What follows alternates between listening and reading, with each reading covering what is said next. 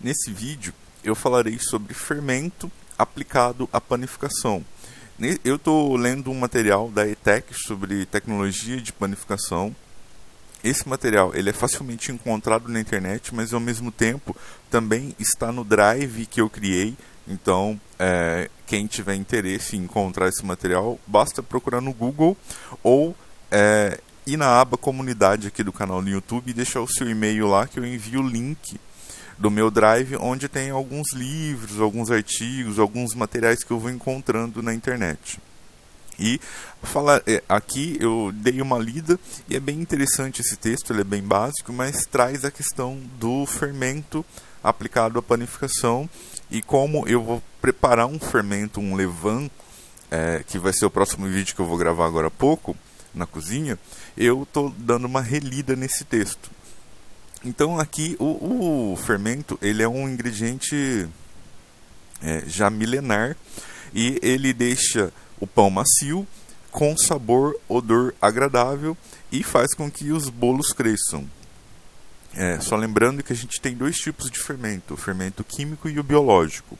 Para pães é muito comum o fermento biológico. Para bolos, para massas normalmente que levam ovos, é mais comum utilizar o fermento químico. Aqui tem a origem do fermento. O fermento ele já é utilizado há 6.000 anos, ou há mais de 6.000 anos, desde o Egito, desde o início do homem a se trabalhar com pães. Por quê? Porque o fermento era algo natural que acontecia. Os micro-organismos simplesmente se proliferavam na massa durante o preparo e acontecia a fermentação ali naturalmente, sem nenhum controle. Aqui diz que os padeiros eles guardavam uma porção de massa para poder semear na massa subsequente. Então isso era a replicagem do fermento que eles faziam, mas eles não tinham esse conhecimento. Eles só sabiam que pegando a massa, um pouco da massa, e depois colocando na outra, fazia com que a outra fermentasse também. E esse método foi utilizado até o século XIX. Na Idade Média, o pessoal utilizava espuma resultante da fermentação da cerveja como fermento. Isso deu muito certo e foram se mudando as técnicas até que lá em 1850, o Louis Pasteur prova que o fermento é um organismo vivo e ele conseguia degradar açúcar em álcool e gás carbônico. Ele foi um dos principais responsáveis pela desmistificação da fermentação. Aqui tem a questão da dilatação da massa, porque o gás liberado na fermentação dilata a massa e faz com que ela expanda. Aqui tem, falando do agente fermentador, o fermento, que o principal objetivo do fermento, o principal efeito do fermento sobre a massa é a questão do gás carbônico. Só que tem toda a questão do sabor, do aroma, ele muda a textura da massa, isso é muito importante. E aqui tem as funções do fermento, está falando que é a questão do crescimento, de transformar o açúcar presente em gás carbônico, produção de substâncias aromáticas, isso é muito importante. Aquele cheiro de pão, ele não vem só do processo de assar, mas ele também resulta do processo de fermentação. Então é um combinado da temperatura durante o forno, na hora que ele está assando, e também das substâncias produzidas durante a fermentação. Se eu simplesmente pegasse a massa sem a adição do fermento, sem a atuação do fermento e assasse, o cheiro seria outro. E aqui tem uma reação simples da quebra. Essa reação aqui está até meio desconfigurada, porque a gente tem aqui uma quebra de uma açúcar simples, de glicose, gerando duas moléculas de etanóis. Esse 2 era para estar aqui em cima, e esse 2 do CO2 também era para estar aqui na frente, maior. Essa equação química está escrita da maneira errada. Simplesmente um erro aqui de formatação. Mas é basicamente isso. O açúcar simples virando álcool etílico e dióxido de carbono, que é o CO2, gás carbônico. E o álcool dessa fermentação de massa é uma quantidade bem pequena de álcool. E além disso, na hora que a gente assa a massa, esse álcool evapora junto, ele acaba sendo arrastado junto com a água na evaporação. Então, a fermentação de massas tem etapa alcoólica, entretanto, o produto final não é alcoólico, até porque é uma massa. Aqui tem a questão dos agentes fermentadores, é uma classificação que eles utilizam. Eles falam de fermentação física. Eu não vi muito sentido nessa fermentação física, que se trataria mais de uma emulsão. A gente tem a fermentação química, que é assim, onde a gente utiliza o fermento químico. A função deles é produzir CO2, justamente na hora que tem alta temperatura, na hora de assar. Então a sua massa só vai crescer enquanto está assando. E aqui também tem a questão com a elevação de temperatura e com a alteração do pH do meio, ocorre essa liberação de CO2. Então, o fermento químico, aqui eles dão uma composição, sendo bicarbonato sódio granulado 30%, um fosfato monocálcico, amido, pirofosfato e lactato cálcico. Essa aqui é uma formulação de um fermento. Isso é um fermento químico. Quando vocês comprarem algum fermento, por exemplo, Pó Royal, eu acho que é uma marca mais conhecida, dei uma olhada na formulação, sempre provavelmente vai ter alguns componentes similares a esse. E a fermentação biológica, que é o nosso interesse, o meu interesse principalmente. Essa fermentação biológica ela é mais utilizada na panificação, utilizando levedura, e assim, o mais comum é a Saccharomyces cerevisiae. Aqui está falando que quando cultivado em ambiente favorável, o fermento multiplica rapidamente. Sim, a fermentação ela é bem rápida, dependendo da técnica de fermentação que você utiliza.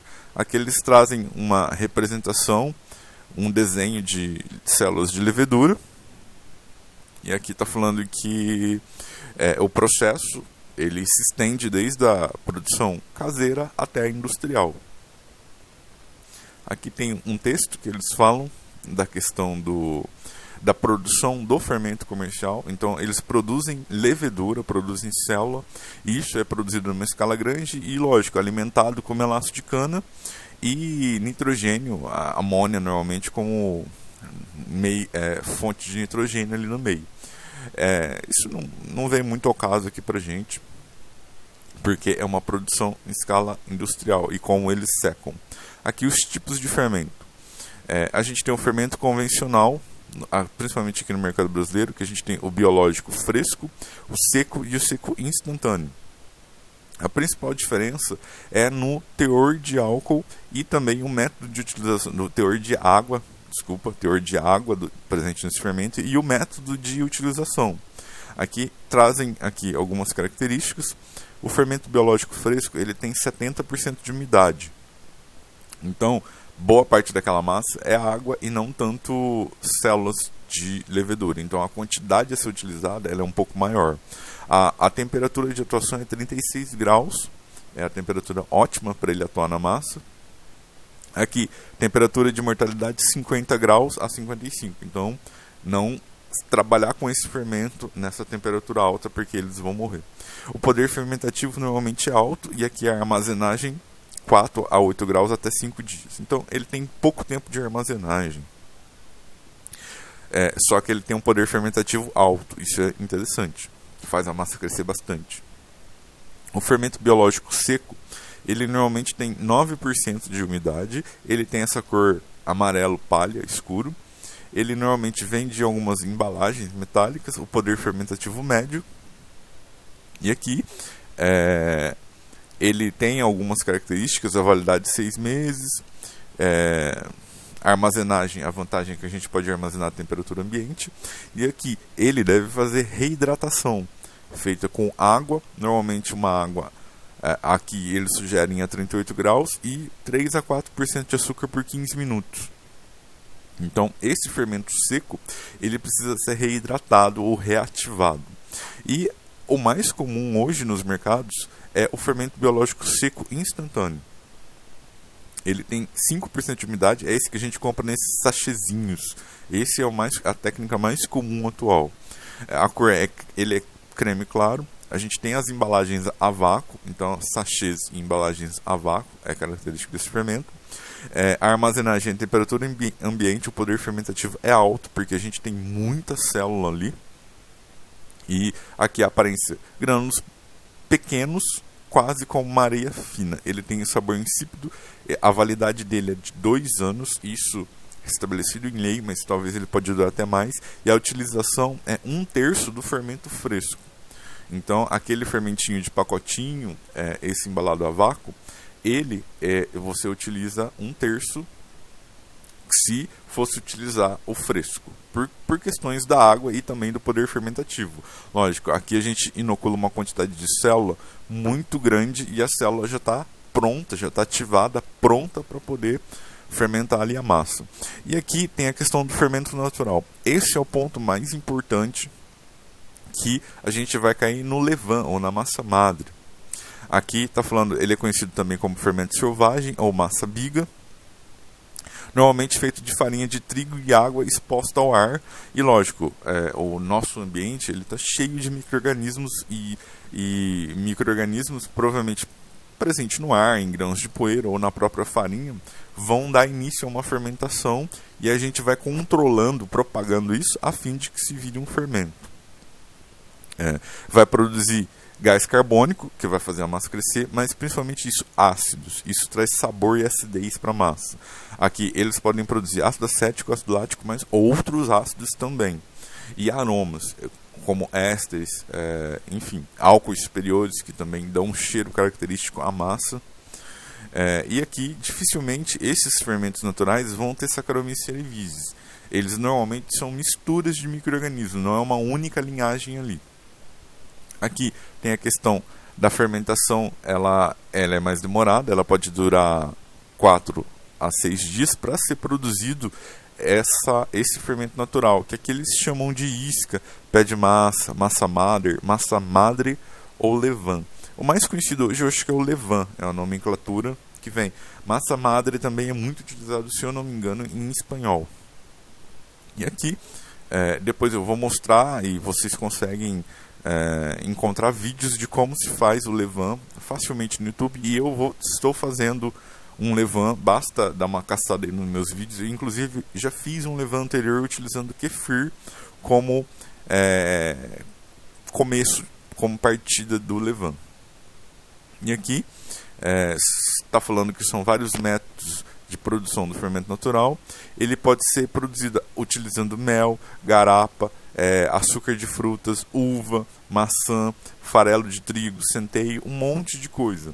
Por exemplo, o próximo que eu vou fazer, que estará no próximo vídeo, eu vou utilizar a casca do abacaxi, que eu deixei fermentando para virar um aluá, e aí eu vou retirar um pouco desse líquido e vou utilizar essa água de fruta que a Paola Carosella cita no livro dela, e eu vou utilizar essa água do abacaxi. A maçã, a mesma coisa, dá para ralar a maçã, fazer um suco de maçã pura concentrado, deixa ele fermentar um pouquinho e utiliza essa água, ou mesmo um pedaço da fruta ali no meio da farinha. Pode-se utilizar de diversas formas. Lógico, isso pode ser mais demorado, mas o sabor é único e é diferente. E lógico, ele muda, ele deixa a massa com uma alveolação diferente, ele muda a aparência do pão, a casca normalmente ela fica dura e mais escura, a crocância aumenta muito, o cheiro é muito mais agradável e lógico, a durabilidade do produto pode chegar a 1 semana. Sendo que o pão comum francês que a gente compra na padaria, a durabilidade é 1 dia, 2 dias no máximo ali. Então, esse pão remete ao pão de Cristo, que seria o pão mais antigo. O fermento natural ele é bem comum para pães italianos, panetone, pizza italiana, são costumes mais antigos. Eles não são muito utilizados em larga escala industrial e, lógico, eles possuem um sabor ácido e pode remeter ao azedo. Por isso é bom tomar cuidado e conhecê-lo bastante. Então, para resumir aqui, a gente tem essas diferenças, eu vou dar um zoom a mais aqui. A gente tem essas diferenças entre os fermentos. Voltar. A gente tem aquele quadro ali com a diferença entre os fermentos, que é o seguinte: o fermento comercial ele tem um tempo curto de crescimento, ou seja, fermenta rápido, a utilização é comercial ou doméstica, ele tem menor perda de água da massa. A gente pode utilizar em farinhas fracas, isso é mais econômico, a gente compra uma farinha muito mais barata, sem tantos nutrientes, e o controle do tempo e de processo é mais fácil de utilizar. O fermento natural ele tem um tempo de crescimento demorado, ele normalmente é utilizado em produção artesanal ou caseira, e assim, a grande vantagem é o sabor e o aroma. Você vai ter um produto único. E também ele agrega ao produto, ao pão, à massa fermentada, a questão da durabilidade no produto final por causa da acidez.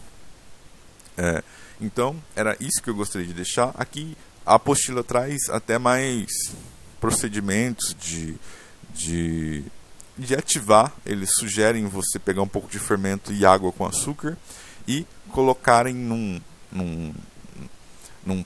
pote, colocar uma bexiga dentro de uma garrafinha, colocar uma bexiga e ele vai produzir gás e você vai ver que a bexiga vai inflar devido à produção de gás da fermentação. Mas basicamente era isso que eu gostaria de deixar.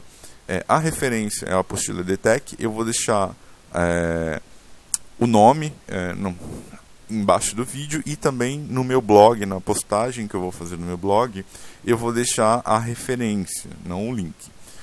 Quem tiver interesse, só relembrando, vá na aba comunidades do meu YouTube, vai ter lá uma postagem que eu fiz falando sobre a minha biblioteca virtual que eu estou criando. Quem quiser ter acesso a esses materiais e outros, só deixar o e-mail lá. E é basicamente isso. Muito obrigado.